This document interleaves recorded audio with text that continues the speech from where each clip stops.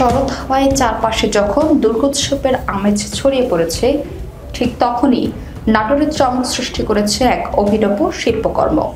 শহরের লালবাজার কদমতলার বরিশোত্তম সংঘের পূজা মণ্ডপে সোনালী পাটের আঁশে গড়া দুর্গা প্রতিমা দর্শনার্থীদের নজর কাড়ছে।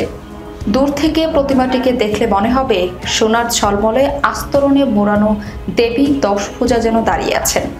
প্রায় 20 কেজি সোনালী পাটের বুননে তৈরি এই প্রতিমা এখন দর্শনার্থীদের আকর্ষণের কেন্দ্রবিন্দুতে পরিণত হয়েছে। প্রতিমা দেখতে প্রতিদিন ভিড় করেছেন ভক্ত ও কৌতূহলী মানুষ। কেবল দুর্গা নয়, লক্ষ্মী, সরস্বতী, কার্তিক, গণেশ, এমনকি অসুর আর দেবীর বাহন সিংহকেও সূক্ষ্ম কারুকার্যে পাটের আঁশে সাজানো হয়েছে।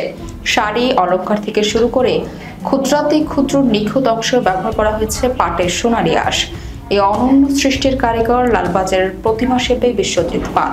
তার নেতৃত্বে 4 সদস্যের শিল্পী দল প্রায় 2 মাস ধরে রাত্রিন শ্রম দিয়েছেন প্রতিমা গড়তে।